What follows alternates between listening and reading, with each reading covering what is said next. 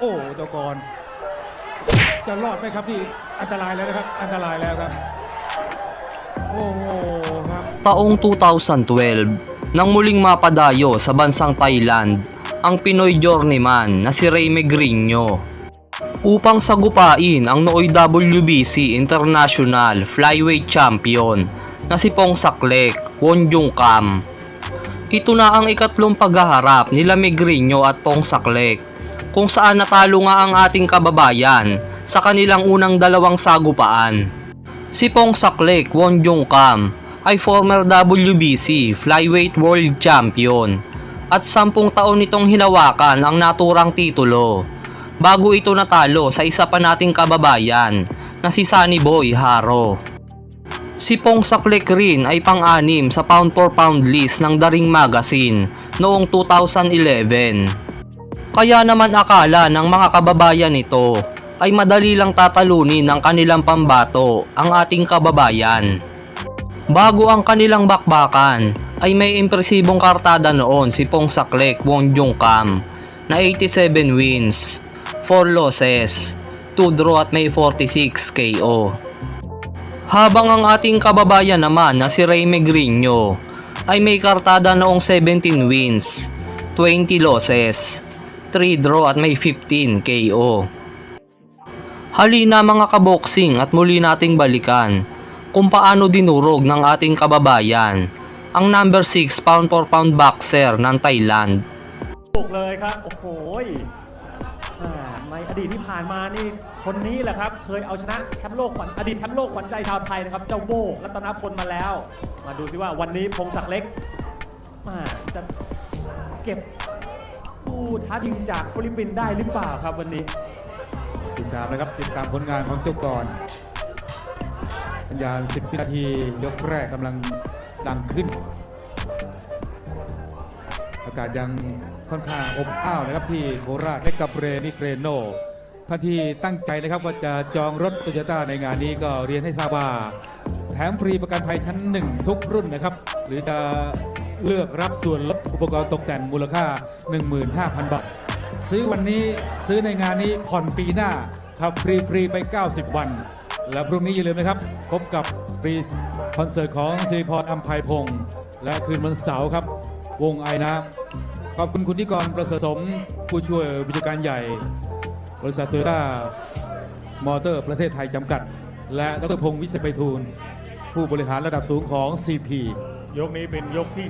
2วันนี้ต้องขอบคุณดรพงศ์วิเศษไพฑูรย์ทั้งโตโยต้ามอเตอร์นะครับก็ไฮรักบิโก้แชมป์ยอดขายนี่ 6 ปีซ้อนเลย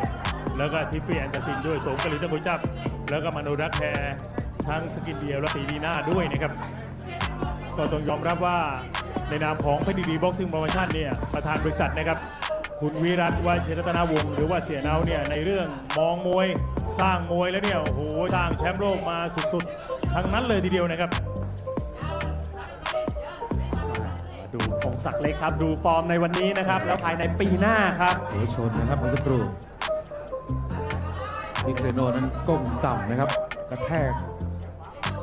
เข้าศีรษะเข้าคางครับกรรมการเตือนแล้วนะครับ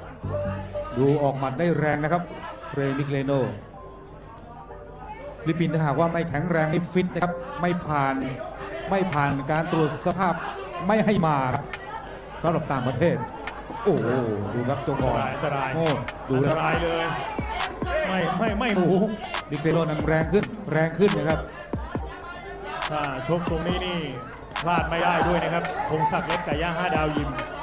เพราะว่าวันนี้มีท่านดร.พงศ์วิเศษไพฑูรย์ก็ดูแลอยู่ด้วยนะครับสนับสนุนกันเต็มที่เลยอ่ะก็โดยเฉพาะอย่างยิ่งในวันพรุ่งนี้ครับจัดรายการใหญ่นะครับเพื่อช่วยเหลือนักกีฬายิงปืนนะครับที่พิธีมวยลุมพินีก็เรียนเชิญพี่น้องแฟนพันธ์แท้ที่เป็นแฟนของเพชรยินดีบ็อกซิ่งโปรโมชั่นเจริญพกพันธ์อาหารจำกัดมหาชนบริษัทโตโยต้ามอเตอร์ประเทศไทยจำกัด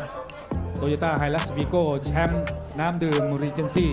บริษัทโตโยต้าเคมอเตอร์ผู้จำหน่ายโตโยต้า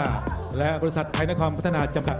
ขอบคุณตำรวจทางหลวงทุกพื้นที่นะครับตั้งแต่กรุงเทพถึงนครราชสีมาก็สำหรับค ผู้ที่ซื้อผลิตภัณฑ์ปูนซีเมนต์นะครับ ปูนสำเร็จรูป สีพลาสติกซูเปอร์อาร์เมอร์นะครับ และกระเบื้องหลังคาคอนกรีต TPI รับคูปองส่งชิงโชคทองคำแท่งรวมมูลค่ากว่า 10 ล้านบาทนะครับ ตั้งแต่วันนี้ถึง 9 พฤศจิกายนนี้ครับ และซื้อผลิตภัณฑ์ปุ๋ยชีวอินทรีย์น้ำ TPI หรือน้ำส้มควันไม้ทุกชนิด ทุกขนาดครบ 1 ลิตรครับ รับคูปองส่งชิงโชคทองคำแท่งรวมมูลค่า 10 ล้านบาท ตั้งแต่วันนี้ถึง 10 กรกฎาคมปีหน้าครับ โอ้โหยกนี้เข้มข้นขึ้นนะครับ ออกหมัดกันมากขึ้นปะทะกันมากขึ้นครับ แล้วก็ดูนะครับเรไม่ธรรมดาครับพงศักดิ์เล็กต้องระวังด้วยนะครับ ขวาเขาแรงเท่าที่เห็นนี่นะครับ แล้วมาครบเลยครับ มาทุกทิศทุกทางดูครับซ้ายก็ได้ขวาก็ได้ เวลานี้นักมวย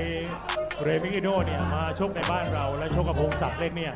ถ้าบอกแกแพ้นี่ก็ไม่เสียหายอะไร เพราะว่าของเราเป็นแชมป์โลกอดีตแชมป์โลกด้วย และเป็นแชมป์โลกด้วยนะครับแต่ถ้าเกิดว่าแกชนะไปแล้วเนี่ยแกก็ถูกรางวัลที่1ไปเลยอ่ะ ดังไปเลยครับเอาละครับ เราเดินตลอดนะครับเรโอ้ด้วยครับโดนขวาเลยครับ Matapos tamaan ang solidong kanan ni Megrinho, ay bumagsak si Pongsaklek sa round 3. Ngunit nakatayo pa naman ito. ขวาตรงโอ้เจ้าก่อนครับ โดนจนได้ครับถูกนับแล้วนะครับเก็บแล้วครับ Kaya naman hindi na nag-aksaya ng oras ang ating kababayan para tapusin na ang laban.